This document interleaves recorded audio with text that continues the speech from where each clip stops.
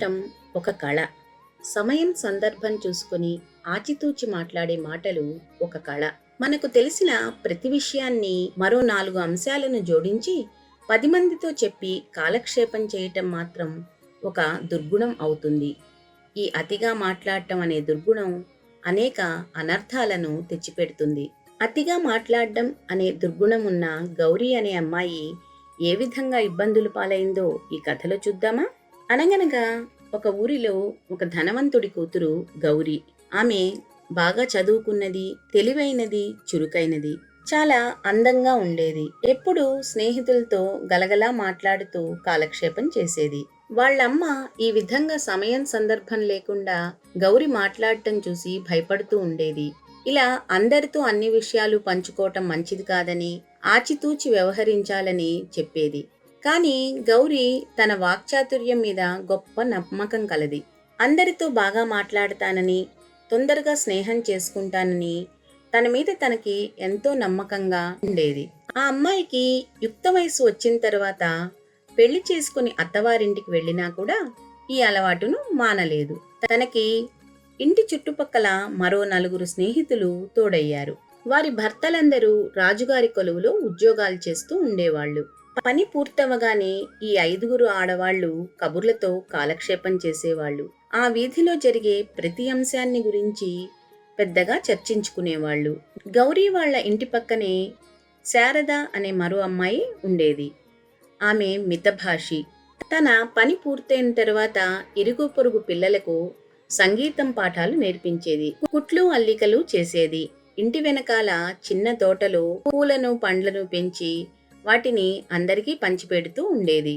ఆమె ఎక్కువసేపు తన పనిలో తాను కాలక్షేపం చేయటం వల్ల, ఈ 5 స్త్రీలతో కలవకపోవటం వల్ల ఆమెను గురించి వీరికి చాలా చులకన భావం ఉండేది. ఆమెకు డబ్బు ఖర్చు పెట్టడం ఇష్టం ఉండదని, ఎక్కువ సంపద లేని వాళ్ళని, అందువలననే తను చేసిన ఉన్ని దుస్తులను, అలంకరణ సామాగ్రిని అందరికీ బహుమతులుగా ఇస్తుందని ఆమెను గురించి చాలా చిన్నగా మాట్లాడేవారు. శారదకు తన గురించి ఈ విధంగా చిన్నతనంగా మాట్లాడుతున్నారని తెలిసినా వారిని ఏమీ అనేది కాదు. వారి అవసరాలకు తగిన సహాయం చేస్తూ ఉండేది. గౌరీ ఆమె స్నేహితులు తమకు కావలసిన వస్తువులను నగరం నుంచి తెప్పించుకుంటూ తమకు మిగిలిన సమయాన్ని కబుర్లతో కాలక్షేపం చేసేవారు. అదే సమయంలో శారద తన ఖాళీ సమయంలో కొత్త అంశాలను నేర్చుకుంటూ తనకు నచ్చిన వ్యాపకాలతో కాలక్షేపం చేసేది. ఆ విధంగా రోజులు గడుస్తూ ఉన్న సమయంలో ఒకరోజు గౌరి భర్తకు ఒక గొప్ప రహస్యం తెలిసింది. ఆ పరమ రహస్యాన్ని తనకు తెలిసినందుకు గర్వపడుతూ తన భార్యతో పంచుకున్నాడు. అది రాజుగారి మీద హత్యా ప్రయత్నం జరిగింది. కానీ ఈ విషయాన్ని నువ్వు ఎవ్వరికీ చెప్పవద్దు అని గౌరిని హెచ్చరించాడు. అయితే గౌరి కూడా ఈ విషయాన్ని నేను ఎవరికీ చెప్పనని తన భర్తకు మాట ఇచ్చింది. కానీ ఆ విషయాన్ని 2 రోజులు కూడా దాచుకోలేకపోయింది. తన స్నేహితురాళ్లకి ఈ విషయాన్ని చెప్పి ఈ విషయాన్ని మరెవరికీ చెప్పవద్దని బతిమిలాడింది. ఒక 4 రోజుల్లోనే ఈ విషయం నగరమంతా పాకిపోయింది. ఆ మరునాడే రాజభటులు వచ్చి గౌరి భర్తను తీసుకుని కారాగారానికి వెళ్లిపోయారు. గౌరి తన వల్లే ఇదంతా జరిగిందని ఎంతో బాధపడింది, ఏడ్చింది. తనకు ఎవరైనా సహాయం చేస్తారేమో అని తన స్నేహితులందరినీ అడిగింది. కానీ ఆ స్నేహితులంతా రాజుగారి ఆగ్రహానికి మేము కూడా గురి కావాల్సి వస్తుందేమో అని భయపడి అందరూ ముఖం చాటేశారు. ఆ సమయంలో శారద గౌరి దగ్గరికి వెళ్లి ఆమెను ఓదార్చి ఏదో ఒక ఉపాయం ఆలోచిద్దామని తనకు ధైర్యం చెప్పి వచ్చింది.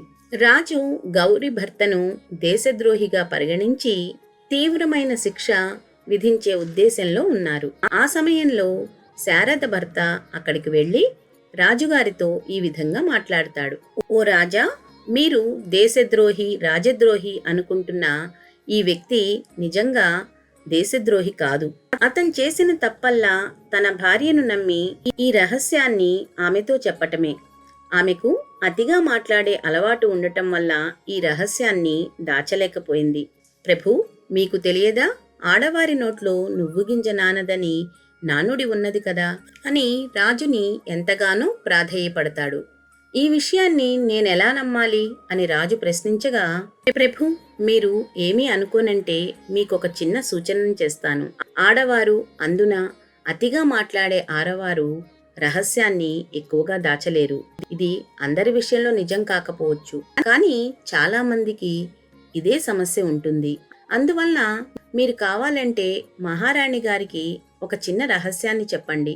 4 రోజులు వేచి చూడండి అని అన్నాడు. అదే విధంగా మహారాజు చేశారు. కానీ 4 రోజులు కూడా కాకుండానే ఆ విషయం నగరమంతా ప్రచారమైపోయింది. ఎందుకంటే ఆ దేశ మహారాణికి కూడా అతిగా మాట్లాడే అలవాటు ఉన్నదని అందరికీ తెలుసు.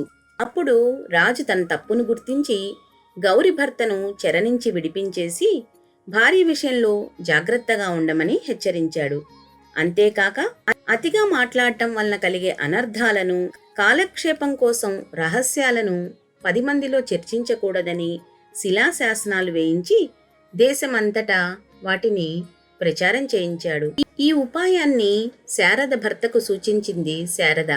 మంచి మాటలతో అపాయం నుంచి తప్పించింది శారద. అదే మాటలతో అనర్థాలను కొని తెచ్చుకుంది గౌరి. అప్పట్నుంచి గౌరి కూడా కాలక్షేపం కోసం కాకుండా తన సమయాన్ని మంచి పనుల కోసం ఉపయోగించుకుంది. డబ్బునే కాదు, మాటలను కూడా పొదుపుగా వాడటం నేర్చుకుంది. ఎందుకంటే మాటలు 2 వైపులా పదున్న కత్తి అని గ్రహించింది.